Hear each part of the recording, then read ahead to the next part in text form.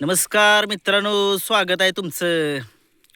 बकासूरचा पुन्हा एकदा सेमीला पराभव सगळ्या महाराष्ट्रानं बघितलं. काय सांगायची गरज नाहीये. कसा काय पराभव झाला, कसा पराभव झाला काय समजेना झालंय. हसाय पण येतंय, काय आता काय बोलायचं तरी काय, कसलं आता काय बोलणार तरी काय. संपला नाही तो आणि संपणारही नाहीये. भारत केसरीचा मानकरी असलेला हा कले ढोणकरांची आन बान आणि शान लक्ष्मणराव याने दाखवून दिलंय की संबंध महाराष्ट्राला.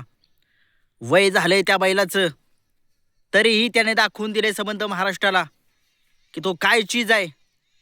कितीही टॉपच्या असू द्या, त्याच्या नावावरती भारत केसरीचा किताब आहे आणि त्याने आज बकासूरचा पराभव केलेला आहे. चेष्टा नाहीये. सलग 2 दिवस बकासूरचा पराभव, सलग 2 मैदाने. 2 दिवस माझ्याकडून चुकून झालं. टॉपच्या पैरामध्ये बकासूर पळायला पाहिजे होता, परंतु पळाला नाही. का नाही पळाला याचं उत्तर भेटणं खूप मुश्किल आहे. परंतु संबंध महाराष्ट्र बकासूर फॅन्स नाराज, सगळे नाराज फॅन्स. अगदी मी सुद्धा नाराज आहे. माहीत आहे कारण, तुम्हाला माहिती आहे आपलं बकासूरवरती खूप खूप प्रेम आहे. मी तुम्हाला मागे पण सांगितलंय आपलं बकासूरवरती प्रेम आहे.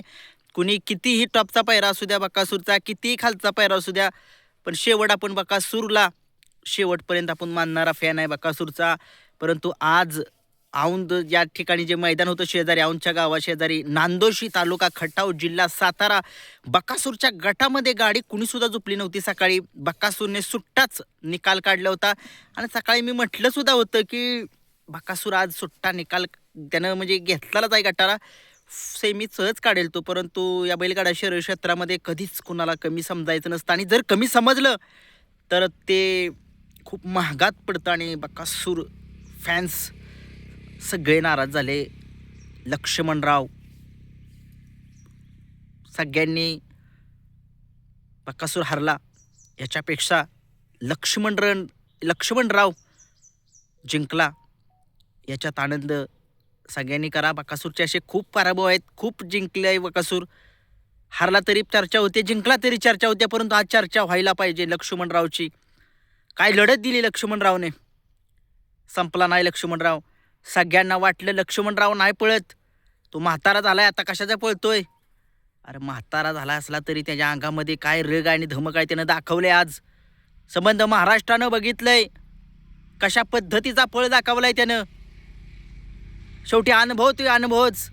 त्याच्या नावावरती भारत केसरीचा किताब आहे आणि त्या किताबाला खरंच त्यानं दाखवून दिलं बकासूरची पराभव करून. कारण की सगळ्या महाराष्ट्राला माहीत आहे लक्ष्मणराव सध्या चर्चेमध्ये नव्हता. भारत केसरीचं मैदान झालं तेव्हापासून एखादा गुलाल मिळायचा, एखादा मैदान नंबर असेल त्याचा, पण चर्चेमध्ये नव्हता एवढा. पण आज चर्चेमध्ये आलाय. यायलाच पाहिजे, का नाही यायला पाहिजे. सगळ्या बैलांचं कौतुक करतो आपण, बकासूरचं कौतुक करतो, सगळ्यांचं कौतुक करतो. आपल्याला सगळे नंदी समान आहेत, परंतु आज मी कौतुक करतोय लक्ष्मणरावचं, कले ढोणकरांच्या. वा, खूप छान पळालास, खूप छान पळालास. असंच मालकाचं नाव संबंध महाराष्ट्रामध्ये कर. वय झालं तरी पळतोयस, मालकासाठी पळतोयस. आज सलाम आहे तुला या किरण शिरतोडे ब्लॉग्सकडून. बकासूरला हरवलं की इतिहास होतो, सगळ्या महाराष्ट्राला माहीत आहे.